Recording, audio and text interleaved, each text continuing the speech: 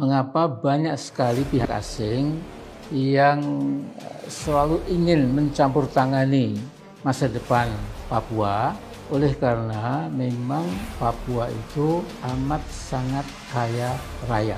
Ada kegagalan barisan diplomatik kita. Otonomi khusus itu adalah keranda kematian buat Papua. Assalamualaikum warahmatullahi wabarakatuh. Alhamdulillahirabbil alamin. Wassalatu wassalamu ala asyrafil anbiya'il mursalin wa ala alihi wa sahbihi ajma'in. Amma ba'd. Saudaraku yang saya hormati, saya cintai, nanti kalau saya bicara Papua, itu artinya Provinsi Papua Barat dan Provinsi Papua. Nah, saudaraku, salah satu sebab mengapa banyak sekali pihak asing yang selalu ingin mencampur tangani masa depan Papua, oleh karena memang Papua itu amat sangat kaya raya. Kebetulan saya punya buku dari perpus saya, judulnya Grasberg. Ini ditulis oleh George Milley.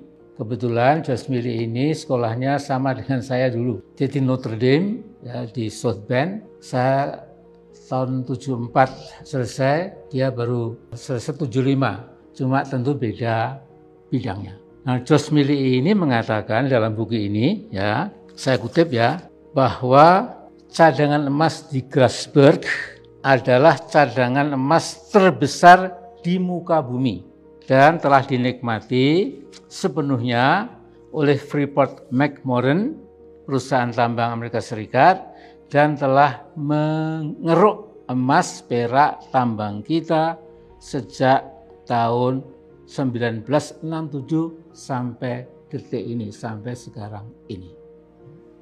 Kebetulan juga ada dua buku lain di perpus saya, ini lebih besar lagi ya, judulnya The Ecology of Papua. Ya.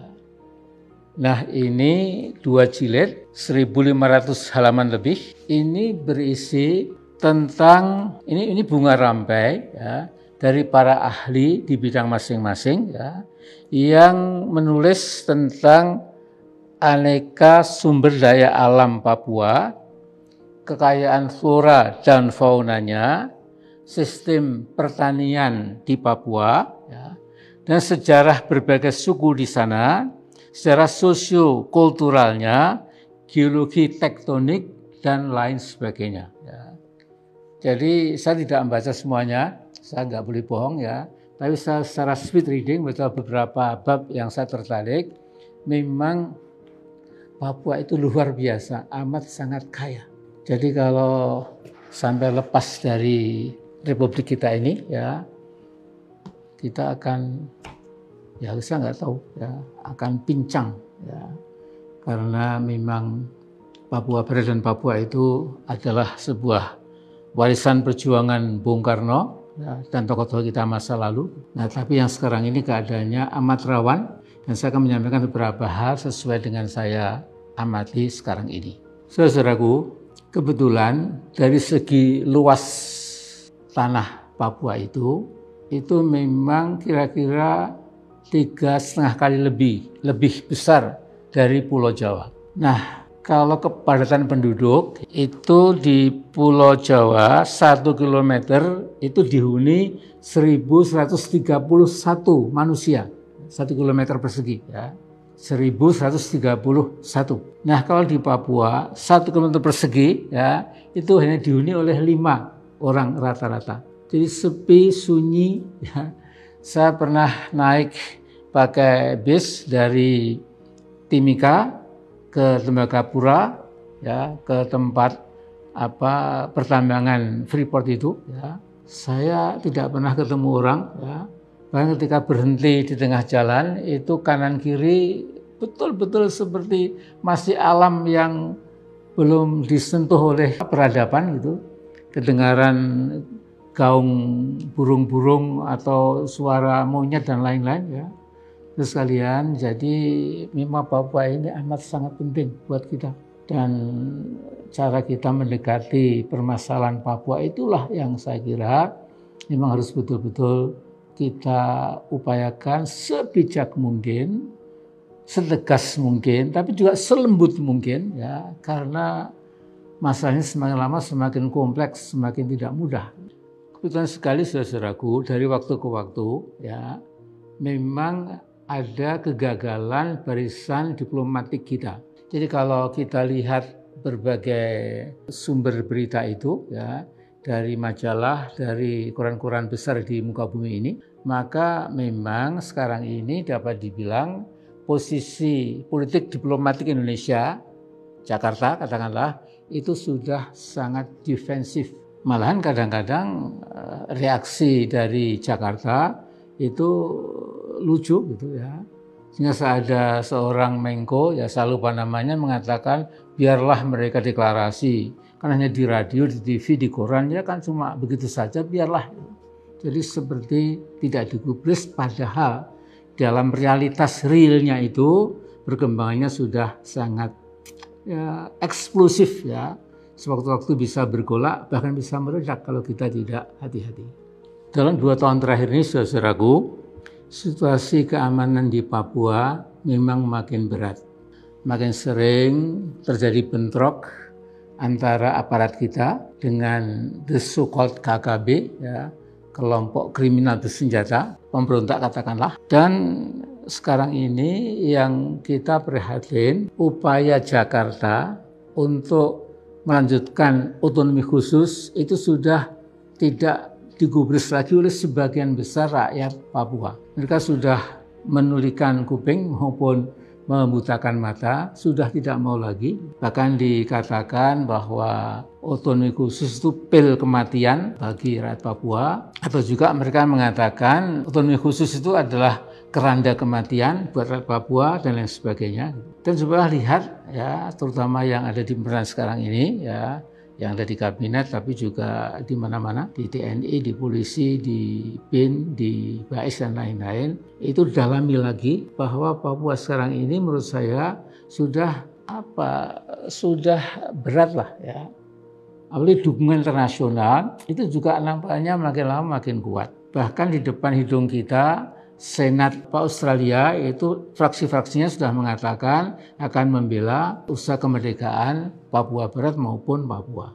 Dan dalam keadaan seperti ini, di Jakarta ini para petingginya sampai Pak Jokowi sendiri itu malah menikmati nepotisme politik. Kemudian juga mencoba bagaimana setiap manusia, setiap orang atau kelompok politik ya yang kira-kira punya dissenting opinion ya, yang berbeda dengan pemerintah, itu dicarikan kasusnya dan lain-lain.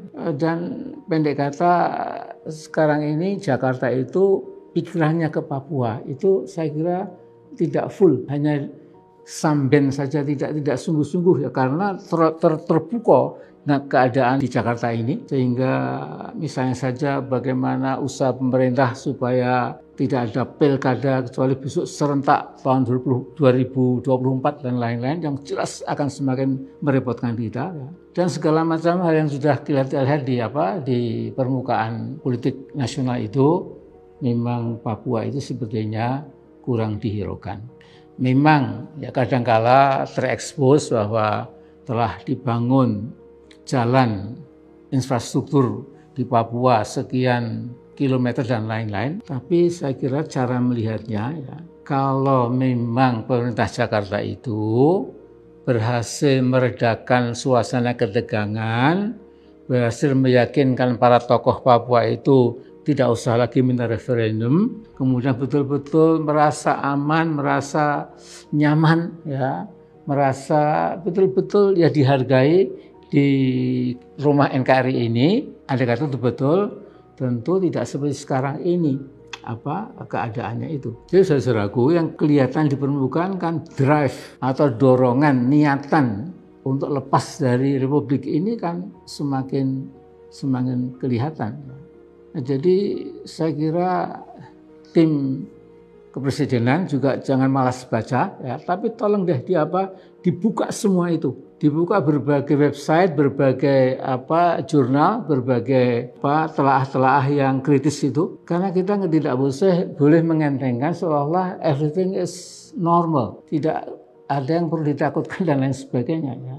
Terus sekalian, nah sementara itu saya ada sedikit masukan, mungkin kelihatan sepele, tapi menurut saya itu penting sekali. Jadi saya baca di medsos 12 Februari ini, itu TNI akan memberangkatkan Satgas Pemukul Batalion Infanteri Yonif 315 Garuda siap, dan anehnya Satgas Pemukul itu dijuluki sebagai pasukan setan. Maaf ini Pak Brigjen Arif yang saya hormati ya. Jadi kata setan atau asyaiton dalam Al-Quran itu memang makhluk yang mengerikan, dan sampai hari kiamat itu memang musuh yang paling nampak, musuh yang paling menyesatkan bagi umat manusia. Sehingga dalam surat Qasas ayat 15 itu Allah berfirman, innahu aduwwum mudillum mubin. Ya, sesungguhnya setan itu adalah makhluk yang jadi musuhmu, yang betul-betul menyesatkanmu dan betul-betul nyata buat kamu. Nah, jadi di sini saya juga lantas ingat mengapa dulu Pak Wiranto, sahabat saya dekat dengan beliau sejak dulu ya. Jadi saya jadi ingat dulu Pak Wiranto juga pernah kepleset ya. Kepleset ini semua orang bisa, saya, Pak Wiranto, Mas Brigadir Jenderal Arif maupun siapapun ya, Pak Jokowi semuanya bisa kepleset. Tapi misalnya waktu itu seingat saya Pak Wiranto pernah mengatakan kita bisa mencontoh setan. Kegigihan setan patut dicontoh. Kemudian meminta kader partainya supaya meniru kegigihan setan. Kemudian juga kegigihan setan perlu ditiru untuk menangkan pemilu dan lain-lainnya. Nah, jadi ini kita jadikan sejarah saja itu. Sekarang kita menatap ke depan. Yang penting masalah Papua sudah demikian semrawut dan agak sulit sekarang ini, tapi tetap selalu ada pemecahan. Saya tidak akan menggurui, ya, tapi saya yakin di dalam pemerintah ada ahli-ahli mengenai Papua. Juga teman-teman di LIPI banyak para ahli mengenai Papua, jadi minta supaya itu dikonsultasikan. Karena kalau kita tidak pernah berpikir kreatif, ya, bagaimana cara mencari pemecahan Papua, brand Papua itu, maka kita bisa kecewa di belakang hari. Jadi kita sebenarnya berlomba dengan waktu yang mudah-mudahan bisa kita temukan. Yang penting selama itu kita rendah diri, rendah hati, kita bertawakal kepada Allah, dan kita juga bertakarub kepadanya. Saya kira ini masukan saya. Assalamualaikum warahmatullahi wabarakatuh.